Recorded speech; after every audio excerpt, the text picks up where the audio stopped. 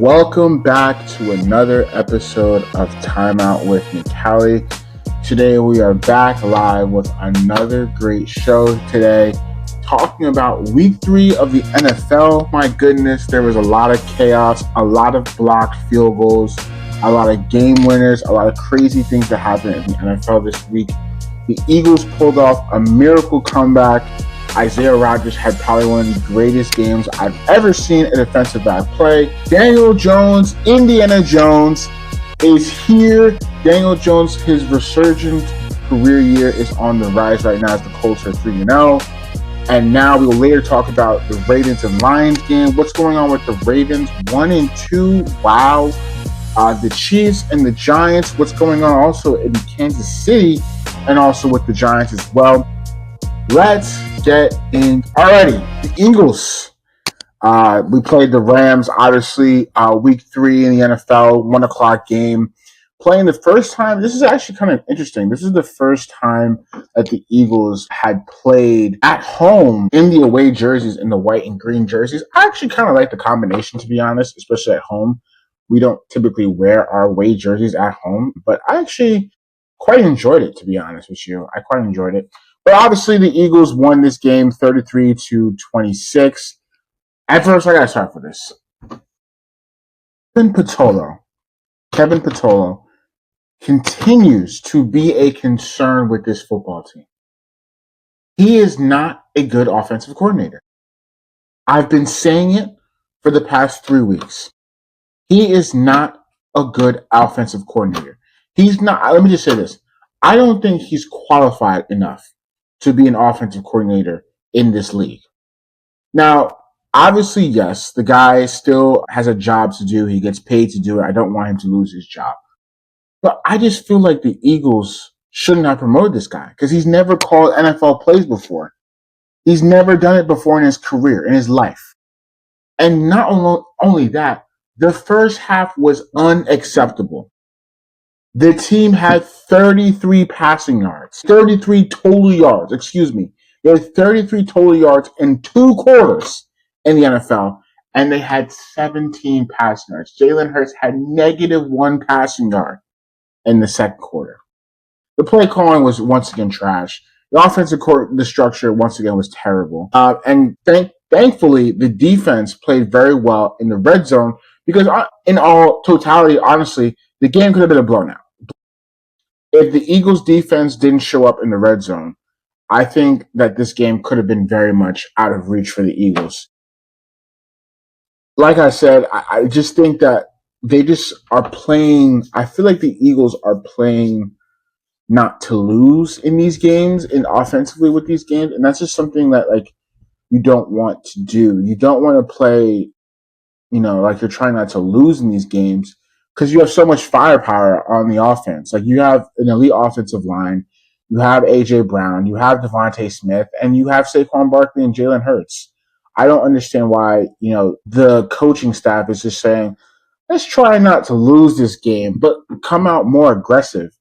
And Kevin Patolo, honestly, he says the plan all week going into Sunday's game was to attack and be aggressive. And they came out to do that. But they got stuck in neutral. He says that they are seeing different defenses each week and sometimes different defenses, and they have seen on film. He says they did a good job of adjusting in the second half, and communication was key with Jalen Hurts and the receivers. Running backs, offensive line, they were seeing the field. The Eagles are focusing on dictating to the defense and what they do.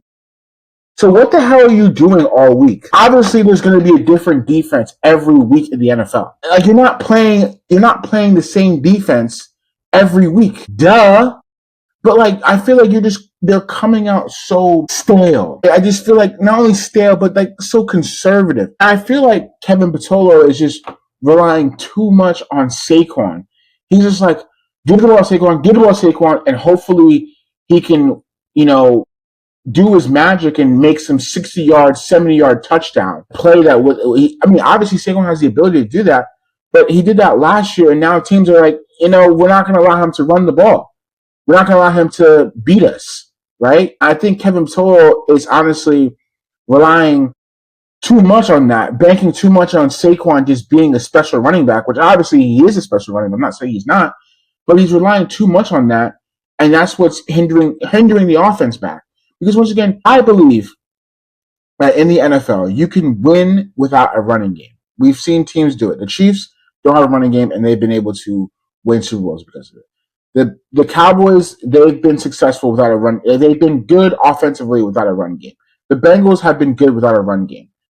You cannot be in the NFL in today, September 23rd on 2025. You cannot win in the NFL without a passing game. You just can't do it. You just can't do it. 17 passing yards in one half is unacceptable and inexcusable for having the talent that you have at that position and in that passing game. This thing, you just can't do it. You can't do it. But honestly, this is where the excitement comes in now. Yes, the excitement comes in. A completely different story in the second half. I don't know what happened, but I don't think a lot of people were speculating that Kevin Patolo there's no way he was calling plays in the second half. Nick said he was. I think that Jalen was calling the shots in the second half because I was watching some breakdown and they said that Jalen audibled 11 of 30 of the plays that were called. So if you want to do the math, what is that? 11 divided by 30. He called 36% of the plays in the second half. Oh. But Jalen was once again, I think in the second half, I think Jalen reminded us that he's a special quarterback. He's a special quarterback. And he was down 26-7. Not many quarterbacks, in a situation, down 26-7 at home would will their team back into winning the game. I mean, it was an all around team effort. I'm not just saying it was just Jalen Hurts. The defense absolutely after the fumble coming out of the second half, the Rams didn't score. They did not score at all. They were completely shut down. Couldn't do anything in the red zone. Obviously, 2 blocked field goals. But this team has been the best team in the red zone in totality. They've been the best offense in the red zone. They've been 100%, and they've been the best defense in the red zone. Jalen was once again spectacular. If we read his numbers, I mean, take a look at this.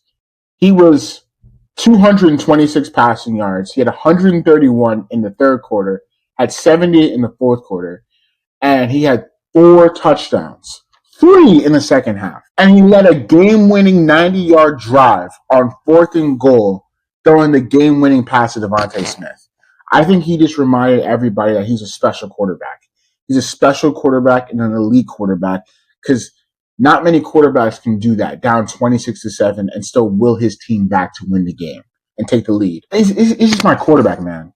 Jalen Hurts is now 17-0 in his last 17 games, including the playoffs. He has not lost in a calendar year. Jalen Hurts has not lost a football game that he started and finished since literally the upcoming week now, September 20th. Special quarterback, man. Jalen's a special quarterback. He's reminded everybody that he's a franchise elite quarterback, and I just wouldn't want to have any other quarterback on my team than Jalen Hurts. I think his best skill trait is finding ways to win the game. He's an extremely clutch quarterback. He makes the plays he makes a lot of winning plays. He makes a lot of talented plays with his arm or with his legs. He can beat you with his arm. He can beat you with his legs, and he makes winning plays. He's been doing it for the past 3 weeks, and he's shown everybody that, hey, I can still win in this league. I'm still a great quarterback, and I can show you ways that I can win. But he even said himself, look, we completely did that to ourselves in the first half. We played awful football, and we need to be better. We need to be better. We need to play aggressive football. And he said in the second half, that's what Philadelphia Eagles football looks like. That's what Eagles football looks like in the second half. A balanced attack approach. Because if the Eagles can play like that in the second half, offensively, they can become unstoppable. Because now if you open up the passing game with A.J. Brown, Devontae Smith, it leaves Saquon to eat. And Saquon can eat, and he's shown us that he can eat.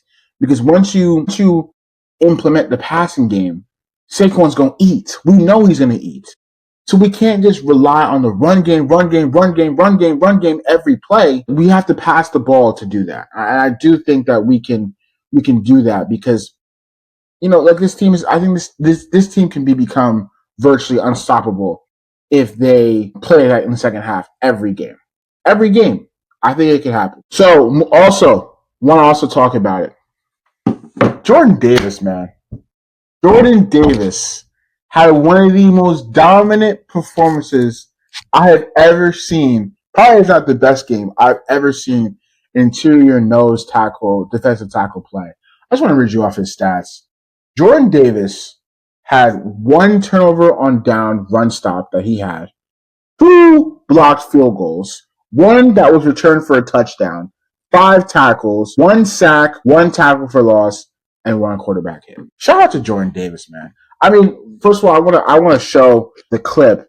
He also 18.59 miles per hour, the fastest speed recorded by a 300-pound player as a ball carrier. So that boy was moving. That boy was moving, and I'm gonna show the play too. I have it right here. We could show it with here. Here we go. Take a look at just take a look at this. I mean, oh my goodness.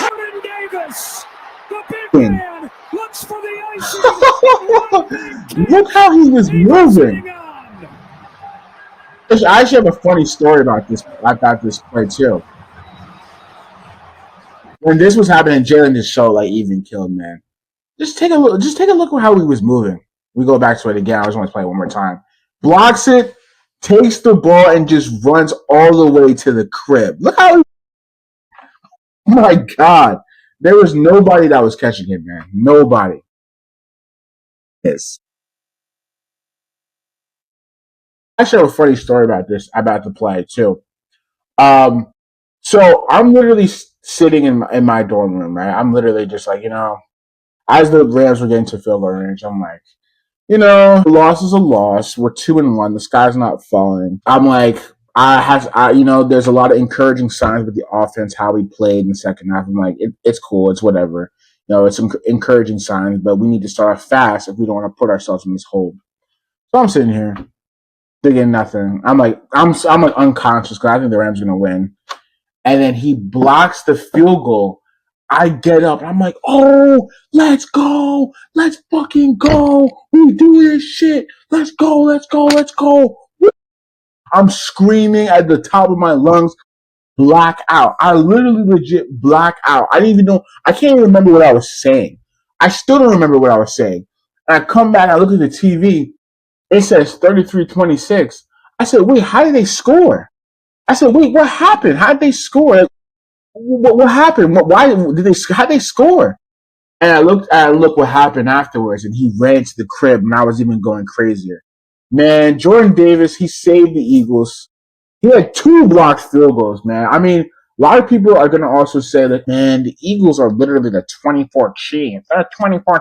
You have no ball. You have no ball knowledge. The 24 Chiefs were not a good football team. Can I just say that? They were not a good football team. And the reason why they were not a good football team is because they showed when they played in the Super Bowl, they got their asses whooped, right? They had a lot of games, a lot of one-score games that could have gone either way, and a lot of the games went their way. I mean, yes, granted, the Eagles have had some one-score games, but they're not fluky wins. I think that Jordan Davis kick blocked field goal. He did it twice. Him and Jalen Carter did that shit twice. So I'm just saying, man. I'm just saying. Um, we're gonna win. It's just such a good time to be a Birds fan, man. It really is. And we also too. We need to. Eagles fans, Birds fans that watch this, we need to do a check on our totality on real Eagles fans, testing these real Eagles fans. Because I met 2 since I've been here on campus, and I was on the elevator going up from. I was getting Jamaican food while I was going to watch week 2 of the NFL Sunday, and this guy was wearing an Eagles jersey. I'm like, he was wearing a black Saquon jersey, like one of the black Saquon jerseys, not like the signature black jersey that we wear. It's like one of those custom made black jerseys. And we're talking about the game, And as I'm leaving the elevator, as he's leaving the elevator, I told him, "Yo," I said, "Go Birds." He didn't say it back. I said, "Hmm." This is probably one of the newer fans. One of the newer fans. We need to do a check now. We need to do a check on these real Eagles fans. Another one. I found another one. I was at the radio station doing the radio station club, right, as well here on campus, and I'm talking about the Eagles on the air, and like he's saying, like this guy next to me, he's also an Eagles fan, and he's like, man, like I think the Eagles should have lost. We should have lost the game. We should have lost. I'm like, bro, you cannot say that. As an Eagles fan, you cannot say we should have lost. No, damn it, we won for a reason because we were the better football team. The offense played one of the best offensive games that they've played in a long time. I'm not trying to hear all that. And we were talking about some of the best teams ever, and I mentioned the 24 Eagles because why can't I say the 24 Eagles? They were the best team that I've ever watched. And he's competing. He chose the 21 Rams, and he's saying we, as in the Rams. We gotta do a check now, y'all. We gotta do a check. All right, moving on to the next segment of this show today, talking about the Chiefs versus the Giants. The Giants continue to struggle. Them dropping to 0-3. The question, as of now, before I wrote this, the question is whether Jackson Dart can save this team and their jobs. I don't think so. Doubtful. Russell Wilson looks absolutely finished. Cap I think one of the worst goal line sequences I have ever seen. And the Chiefs also don't look sharp either. The offense looks very inconsistent, and their running game remains a glaring weakness. And so this game, honestly, I'm watching this game on Sunday Night Football.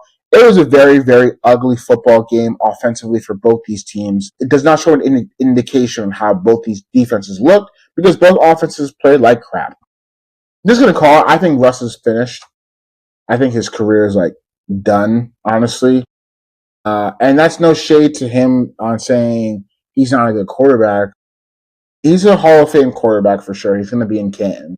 But I just think that it's time to lace him up, brother. It's time. He's not good anymore, unfortunately. If the Giants continue to play Russell Wilson, I genuinely believe that John Mara would have fired Joe Schoen and Brian Daboll before the season because he's not good. He's not good. And this was honestly it's either Russ is either throwing a deep ball that is not even remotely close to being open. It's double team, triple. It's a bunch of traffic around the receivers, and he's trying to kill Malik Neighbors because that's all he throws to Malik Neighbors is the deep ball. And he either does that, or he's sailing somebody, or he's underthrowing the ball and he's throwing a check down, and he's also taking a sack too. It's just kind of like a hilarious thing to watch when you're watching Russell Wilson play football now. That's what all he does. He just chucks a moonball players. He, he acts like they're going to be completed when it's double and triple team. His deep ball is just not there anymore, unfortunately. Against the Chiefs, he underthrows.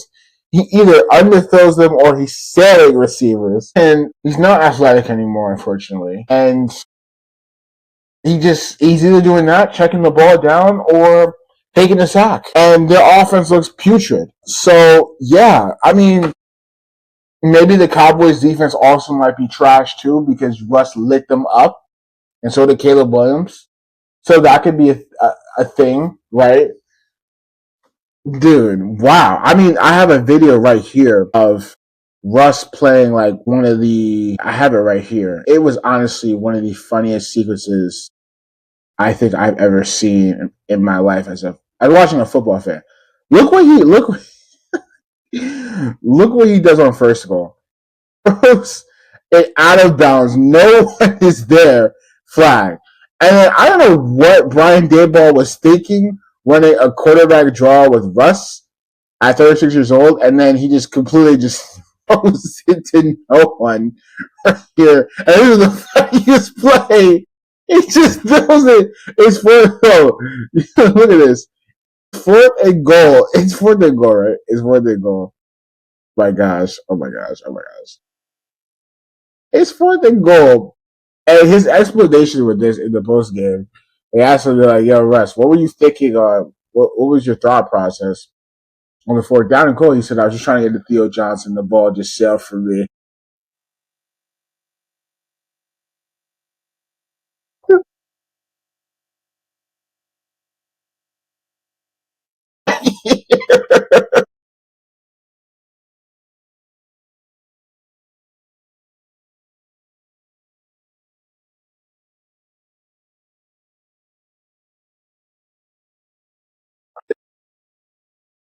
I could I couldn't stop laughing. I actually couldn't stop laughing. There was when I was watching it the first time, I couldn't stop laughing, and when I watch it again, I still can't stop laughing. It's like, man, oh my gosh, like the bro was playing a different sport than everybody in a bad way. He was trying to do perfect crossbar challenge. He's done. He's done. After watching that, I'm like, there's no way. There's no way the Giants can start Russell Wilson anymore if during the season, because if they do, they're going to lose their jobs. And if I mean and especially the Giants have such a hard schedule too after this. They play the Chargers, and then they play us twice too in that stretch, and then they play the Broncos. They have such a difficult schedule, and I don't think if I'm going to take a look at their schedule right now, um, they're going to start Jackson Dart, right? And I don't think Jackson Dart is going to save an 0-3 football team. And also, not only is he going to try and save an 0-3 football team, he's trying to save Joe Sherman and Brian Daboll's jobs because they play the Chargers at home. That's a tough game. Obviously, the Chargers are going to be flying from coast to coast, so maybe they have the advantage there. But still, nonetheless, a tough game. The Chargers are playing so well. They play the Saints. That should be a win. Then they play us. Broncos on the road, Birds again, and they play the 49ers. The 49ers actually could be a winnable game because the 49ers are not healthy. They're not healthy. But nonetheless, the 49ers are 3-0. And they go to the Bears, the Packers, Lions, Patriots. Like they have a brutal schedule. And so can you know Jackson Dart be the savior of this team? Are you like the fact that they have to bank on a rookie quarterback to save an 0-3 football team and some guys' jobs? Not a good look. Not a good look, and I don't think it will happen. I don't think Jackson Dart is some amazing, sensational prospect to do that. If this was Jane Daniels last year, yes. If this was C.J. Stroud a rookie year, yes. If this was even like who else can I say who had a phenomenal rookie year? Like Deshaun, I can't say that name actually. Then yeah, I think those guys can do it, but I don't. I don't think Jackson Dart is going to save the Giants season, especially being an 0-3. So I mean, unfortunately, it leads to like their jobs, and honestly, I think their jobs are going to be they're going to be gone there because it's going to be a new regime. Fortunately, it's just something unfortunate that's going to have to happen. So oh well. The Chiefs in this game, I don't think the Chiefs are honestly all that good too, all that great either. They didn't look very sharp. The offense is very, very inconsistent. And I also want to show um, another like kind of funny play that happened in this game too. I mean, this game was just all completely like just completely like hilarious because what in the world was going on in this football game? Like Isaiah Pacheco had one of the plays of a lifetime.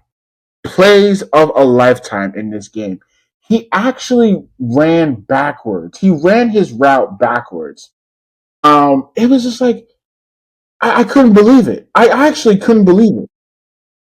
He ran his route backwards because in this football game, Mahomes and everybody else, they were throwing like backwards passes. I'm like, what is going on here? Like, why their offense looks so like discombobulated?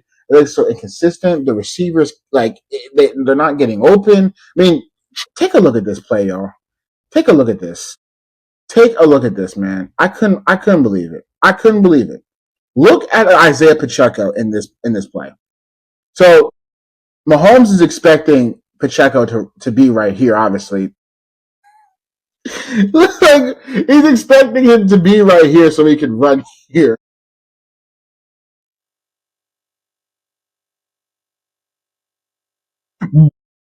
His face going towards here, and Mahomes is expecting the ball to go here. I couldn't believe it. I couldn't believe it. Look at this. I couldn't believe it. So obviously, yeah, it's gonna be a live ball. I mean, it was one of the worst reps I've ever seen. Like, what is he doing, man? But obviously, look at Pat, man, being such a team guy, rips the ball away from the defensive lineman because that would have been going for 6.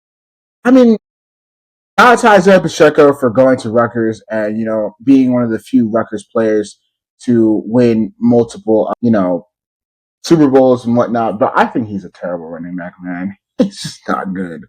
He's not good. And that rep right there just showed why he's not that great either. I mean, what a horrible, horrible, horrible rep. And Mahomes is not, taking the blame for that is crazy because that was not his fault. Not his fault. But, once again, I don't think the Chiefs are honestly that great. They just play a very sloppy brand of offensive football. Maybe that could be the case because they're missing 2 of their top receivers in Rashee Rice and Xavier Worthy. But nonetheless, like, their offensive line doesn't look very, very good either. Jawan Taylor is penalty city. I mean, there's not a single play where Jawan Taylor isn't getting flagged. Josh Simmons is still a rookie. He's still young, adjusting to it. Travis Kelce, I mean, he just hasn't played any good football. Any good football. I mean, week 1, he's taking out his receivers. Week 2, he's dropping the pass. And week 3, didn't look that great either, and he's fighting with his head coach. I don't know. I don't know what to say anymore. I think the Chiefs, I don't want to jump the gun on it because, you're like Mikhail, you can't jump the gun on the Chiefs, but I think this is going to be the beginning of the end of their dynasty. They're 1-2, and they're playing a Ravens team at home. They've done well against the Ravens, but what shows you the indication that they're going to win this game against the Ravens? They could be very much be 1-3, and 1-3 is not good territory where you want to be if you want to win the playoffs. Because not only if they end up being 1-3, it'd be tough for them to win the division because not only are they 1-3, the Chargers are 3-0. They're 3-0, and I just don't think that the Chiefs honestly show me the conviction that the Chiefs are going to win this division and have a really smooth, comfortable year. I think the Chiefs don't have a good running game. Their receivers aren't all that great. Their offensive line is honestly questionable with how, together they play. And their offensive play style is just not that great anymore. They're not explosive as they once were. They're not, their offense just hasn't looked that great. And that's just the begs to the question, like, what is the issue? I don't think it's Mahomes. I think honestly that has carried the load on the offense, and I don't think the offense is making him better than what he actually should be because he's had to do all the work. He is their run game. He is their passing game. Unfortunately, he is their their O line. And when you had back then, when you saw them play so well, when they had Tyreek, when they had a younger Kelce, when they had a better offensive line, he played better football. He played a lot better football, and he played amazing football. And it begs the question, like, can the Chiefs orchestrate that level of team for them to get back to that situation? Do I think they can do it? Yes. That's just what begs the question. Shout out to Tyquan Thornton, played an awesome game. Their defense played well against a horrible Russell Wilson. But that's all I have to say. Ravens, the next segment, the Ravens played the Lions. The Lions put together a complete performance, outplaying, outcoaching, and out-executing the Ravens on the road. A statement win that proves their legitimacy. The Ravens have major questions. Coaching may be holding them back. And Derrick Henry looks like he's entering the near end with his ball security issues. Yes, unfortunately, Derrick Henry is not washed. But there is one thing that he might be washed in it's ball security. He has fumbled the ball in 3 straight games. It's not good. And the fumble couldn't have happened in a worse time, honestly. And that's where the fumbles have been, at a worse time. Once he fumbled, the game was over. And I don't even think that the Ravens, this was the first time that they had been held under 100 yards in the Lamar Jackson era, which is kind of crazy. And Lamar was sacked 7 times. It's like, wow. The fact that the Lions were able to get Lamar Jackson on the ground that many times is pretty crazy. It's pretty crazy. Yeah, I mean, the shots to the Lions. I think Dan Campbell once again proving that he's one of the better coaches in the National Football game. I certainly gave him a lot of slack after Week 1, and the coordinators played very well. I think his name's Calvin Joseph. If I want to be mistaken, or I could be wrong on his name. Our coordinators played an outstanding football game, man. They coached, had a brilliant game plan. But Dan Campbell, being the coach that he is, going for it on fourth down, trusting his team and trusting their ability to get these fourth downs, and just being a coach that has a lot of faith, and that's what you want to see in a head coach. He plays with a lot of faith, and they just outplayed the Ravens, outcoached them, and out executed them. They just walked down the Ravens defense is soft. And the Ravens have I've been saying this for a couple of weeks now. John Harbaugh is holding this team back. And their defense looks soft. The Ravens play a soft brand of football. They just do. They play a very soft brand of football. Their defense plays extremely soft. They don't tackle, they can't cover, they can't do anything. Right? They just play soft. It's just what it is. They play soft. Offensively, Derrick Henry getting the ball 12 times, not good. Obviously, Lamar played well, but they just don't play a good brand of football. They're not playing good football right now. And if they fall to 1-3, my goodness, that would be a disaster. Just an absolute disaster if they fall to 1-3. I just think that they got punked. They got punked, and that's just what it is with the Ravens. They're getting punked, blowing leads and just getting punked at home. It's not good, man. It's not. It's just not. It's just nothing that you want to see right now with the Ravens. And I shout to the Lions. The Lions they showed you that they might take a step back after the Week 1 game, but after this game, they actually might take a giant leap forward after this game, going on the road in a tough environment. And it's a tough ground. It's a tough Ravens team. They played so much better. They played a lot better and a lot better. And it should be an encouraging sign for Lions fans. All right. Moving on to the next segment of today's show. The Bears and the Cowboys. The Cowboys could very easily be 0-3 right now. Their defense has been exposed and looks overrated. Personnel decisions and head coach Matt Eberflus are a major concern. The Bears' offense played well under Caleb Williams, showing flashes of what they can become. Still, the Cowboys' defense issues create real doubts about whether this team can contend moving forward. So I want to talk about this game really quickly. I gotta say this. I think Bears fans should feel encouraged and excited in how the team looked. They have been showing a lot of flashes the first 2 games of the year. Especially Caleb has looked a lot better, right? But I wouldn't go too far off the cliff, with this football team and this offense, because once again, the Cowboys defense is trash, man. I think it's trash. I think it's the worst defense in the league. The fact that Russell Wilson was able to throw 400 yards, 3 touchdowns, and he gets benched a week later just shows that the Cowboys defense isn't all that great. And a lot of people are going to say, well, let's just blame Eberflus. Eberflus isn't that great. No, I don't. I do think that Eberflus isn't all that good either. But I think it's the personnel. I mean, I don't think Donovan Wilson and Malik Hooker are NFL caliber safeties anymore. I don't think they're very good. They don't know what they're doing out there. The film just shows that they just don't know what they're doing.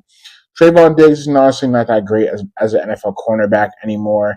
They have no linebackers out there, and they have no pass rush that can get to the quarterback and create any disruption, because the quarterback just stands there and he has 4 seconds to throw the ball, and nobody knows what they're doing. So I think it's just a personnel issue. Now, yes, Eberflus dropping back in deep zone coverage allows the quarterback and the offense to just dink and dunk, because the guys are going to be wide open in the middle and the short game. And the trick play with the flea flicker had them fooled. I mean, just that whole unit is bad, man. It's bad. They're just terrible. And the Cowboys could easily be 0-3 right now if it wasn't for Brandon Aubrey, the Giants' incompetence. stopping the Cowboys before they got into field goal range. It could be very well easily be 0-3. And I think this is an 0-3 football team. Now, the Cowboys offense, obviously, without CeeDee Lamb, not good. George Pickens showed to me again why he's not a number one receiver. He's a number two. Just acting like a complete baby. Just acting like a complete baby on the sideline when he dropped the pass. I'm like, dude, get over yourself. Now, you're not a number one receiver. You're a number two receiver. Let's get that correct, right? You're not like some like dude. Like he'll never be number one receiver, and he'll never be one. He just will never, never, never be a number one receiver. The Cowboys don't have a really good running game, and without CeeDee Lamb, they are not a good offense. No, I mean, I just don't think they're a good offense. They got blown out, and I just don't think that the Cowboys are going to do anything competitive this year. I think they're not going to make the playoffs. Jerry can sit in our legs and piss on our legs and tell us that it's raining. He knows that this team's not a playoff team, so he can sit there and lie in the media all he wants. Next week they play the Packers on Sunday Night Football, which likely will be the most watched Sunday Night Football game ever.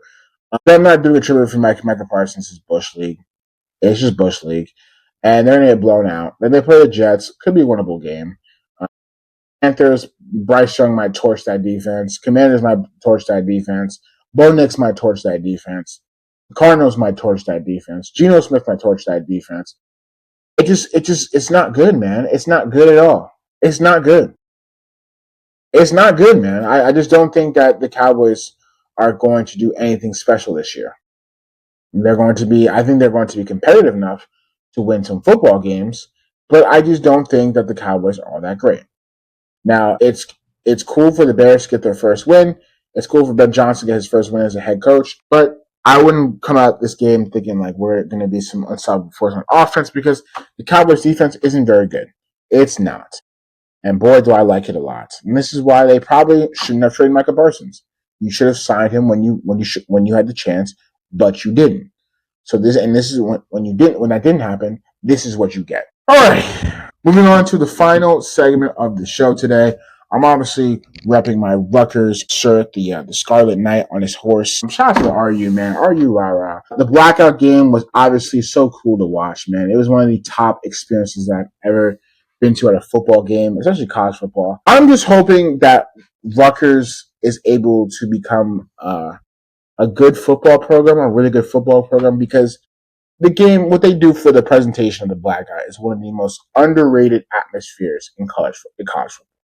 The amount of fireworks they sold out the crowd. It was almost like 60,000 people were there. The pyrotechnics, the drones, the light show, and everything. It was so cool to be a part of, and I'm so glad I go to this university and this school to witness something like that. They couldn't get it done. Honestly, I think my favorite part of the game is when they ran the tush push. When they ran the Eagles tush push, I was like, run it again, run it again, run it again. Like he's in, touchdown, he's in. So I mean, that was such a cool experience to have, and you know, love Rutgers football, but we hopefully this team get a good program because once they do, everybody will be coming to the Rutgers games. Everybody will be tuned in every week because what they did for the blackout game was just something absolutely special, and I wanted to take note of that as well. So now, I want to also talk about one other college football team, Clemson. Yikes! Dabo Swinney, step up to the mic. Dabo Swinney, step up to my office. 1-3 now. With the Clemson Tigers are now 1-3. This team is not good, man. This program isn't that good anymore. And Dabo needs to learn that he needs to get with the times. Get with the times and get where college football is. Yes, we know you don't like the transfer portal. Yes, we know you don't like NIL. But you thinking that this is 2016 and 2018 where you can just sign every 5-star and then be good and whatnot. It's not going to work, man. It's just not going to work. And you sitting there, you can go on the media and give us your bullshit and, oh man, I'll win. Is that good? A little southern accent. But I don't care. I don't care. You deserve this for being so arrogant about where you stand within college football. Times are changing. Move with it. They're not good. Cade Klubnik is not going to be an NFL quarterback. He stinks. He stinks. Clemson's not good. And they're not going to do anything this year. Get with the program, Stavo. Get with the program. That's going to do it for another great show of Timeout with Makali. Another great live show. I appreciate everybody who's tuned in watching this show today and watching our live show today. We're going to continue doing this for more weekly shows and live shows as well. I didn't get to do this last week because I was very, very busy with academic and schoolwork. That's very important. But please don't forget to subscribe on YouTube, Timeout with Makali. Don't forget to also follow on Apple Podcasts, Timeout with Makali, and don't forget to also follow our social medias, TikTok, Timeout Pod, Timeout with Makali on Instagram, Timeout with Makali on Twitter, and please don't forget to subscribe, like, and comment on this episode. I will see you guys in the next one. Go Birds. Peace.